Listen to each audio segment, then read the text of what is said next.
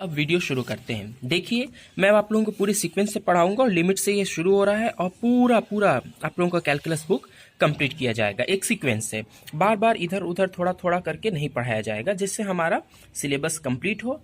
देखिए, ऐसा वैसा पढ़ाने से क्या है, हम पढ़ तो लेंगे, हो सकता है एग्जाम में या कुछ दिन तक क्वेश्चन बन भी जाए, पर एनुअल एग्जाम में क्वेश्चन नहीं बनेंगे क्योंकि हम भूल जाएंगे, हम उसका लिंक नहीं जोड़ पाएंगे। तो आइए शुरू करते हैं। मैं आप लोगों को शुरू कर रहा हूँ लिमिट से। तो लिमिट्स को ध्यान में रख करके पढ़ेंगे। मान लीजिए कि कोई एफ एक्स चर एक्स का फलन है, ठीक है। अब ये एक्स का क्या है, फलन है, और इसके जगह पर एक्स इक्वल्स टू ए जब रखते हैं ना अपन एक्स के जगह पे ए, तो एक्स के जगह ए रखने पर एफ ए मिलेगा अपन को, और इसको एफ ए द्वारा निरूपित करते हैं। अब ये भी दो प्रकार के होते हैं। जब हम एक्स की जगह ए पुट करें ना, तो दो प्रकार का हमको मिल जाता है। एक मिलता है ए definite and finite quantity,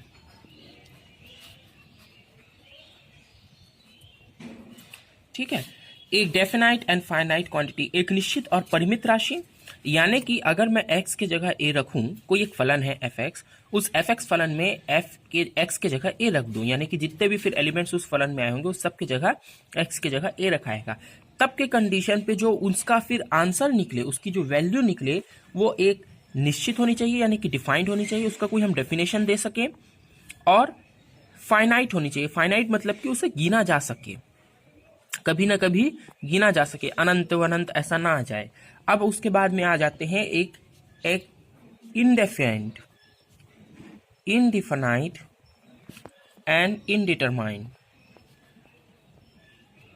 indeterminate quantity. और ये भी मिलता है कई बार कि एफ एक्स के जगह जब हम एफ ए बनाते हैं उसको, यानी कि एक्स के जगह में हम ए पुट करते हैं, तब हमको कोई एक ऐसी राशि मिल जाती है जो क्या होती है, अपरिभाषित होती है। न सिर्फ अपरिभाषित होती है, बल्कि वह इनडिफाइंड एंड इनडिटरमाइंड होती है। अब आइए कुछ एक एग्जांपल्स लेते हैं। जल्दी से दो एग्जांपल लिख रहा हूँ, बहुत फटाफट समझाऊंगा क्योंकि हमको बहुत जल्दी आगे बढ़ना है, पूरा कोर्स कंप्लीट करना है। तो आप लोग ये सब 12th 11th में पढ़ के आए हैं, फिर भी मैं इस बेसिक्स जो नहीं पढ़े हैं, जो भूल गए हैं और जो पढ़ लिए हैं ना, उनको भी एक बार ये वीडियोस देख लेनी चाहिए। स्ट्रांग ही होगा, बहुत अच्छी चीजें देख रहे हैं आप। देखिए, f x equals to x square plus 2x plus 4 दिया था, तो मैं यहाँ पे x इक्वल्स टू 2 रख रहा हूँ। क्या रख रहा हूँ, x इक्वल्स टू 2, तो यहाँ पे f2 बन जाएगा ये। फिर जहां जहां x है वहां वहां 2 रखिए, तो 2 square plus 2 into 2 plus 4, 4 plus 4 plus 4 कितना आ जाएगा, 4 प्लस 4 प्लस 4 12 आएगा। अब बताओ कि 12 को तुम गिन सकते हो कि नहीं। 12 को तुम गिन सकते हो, तो हो गया फाइनाइट, परिमित है।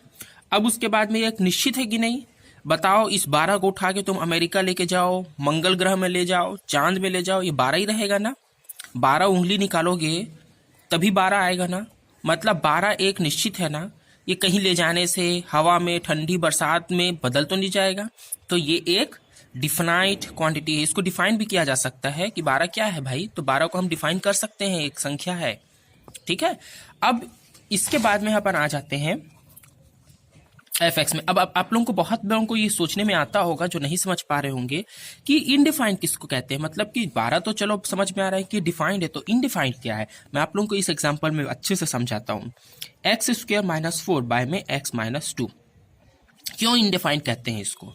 देखिए, इसको भी हम f इक्वल्स टू f2 पे, यानी कि x इक्वल्स टू a पे, x इक्वल्स टू ए के जगह यहाँ पे हम 2 रख रहे हैं, यानी कि x इक्वल्स टू 2 पे इसको डिफाइन करने जा रहे हैं। हमको दिया हुआ है F x, x square minus 4 upon में x माइनस 2, और यहाँ पे इसको हम डिफाइन करने जा रहे हैं एफ एक्स इक्वल्स टू 2 पे।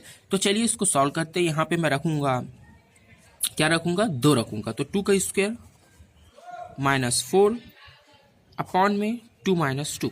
ध्यान से देखेंगे तो ये 4 माइनस 4 हो जाएगा, ये 2 माइनस 2 हो जाएगा। अंत में जो आंसर आता है वो 0/0 आता है। अब यही होता है कि 0/0 आया, तो इसमें बहुत से लोग क्या करते हैं, एक तो एक आंसर लिख देते हैं 0, ये गलत है, 0 इसका आंसर नहीं होगा। दूसरी बात, अब देखिए ये इनडिफाइंड क्यों है, क्यों इसको मैथमेटिशियन लोग अभी तक डिफाइन नहीं कर पाए। भाई 0/0 तो आया है ना, तो इसको क्यों डिफाइन नहीं कर पाए? देखिए, अब बहुत ध्यान से मुझे आंसर दीजिएगा। जब भी कोई डिजिट के 1 में इन जीरो आता है तो हम उसको अनंत लिख देते हैं। अब आप लोग एक चीज और बताइए कि मान लीजिए 8/8 है, तो 8/8 का आप लोगों का आंसर क्या आता है? 8, 8 1 8 इक्वल्स टू 1 आता है। यानी कि अगर सेम न्यूमरिक डिजिट ऊपर और नीचे हैं तो उसको डिवाइड करके हमारा आंसर 1 आता है, क्योंकि वो हमें मालूम है कि 8 क्रॉस 8 1 ही 8 होगा, है ना।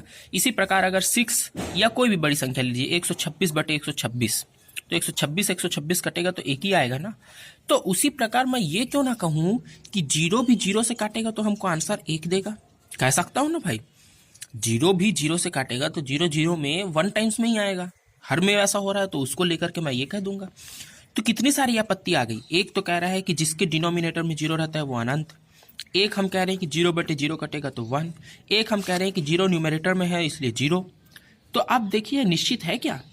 अनंत है, 1 है, 0 है, इसीलिए इसको अनिश्चित कहा गया है। याद रखिएगा, कभी भी इन्फिनिटी मिल जाए, डिनोमिनेटर में 0 मिले या फिर 0/0 मिले, ये सब कंडीशन में ये अनिश्चित मान कहलाता है। तो आप लोगों का उम्मीद है कि समझ गए होंगे। अब आगे बढ़ते हैं।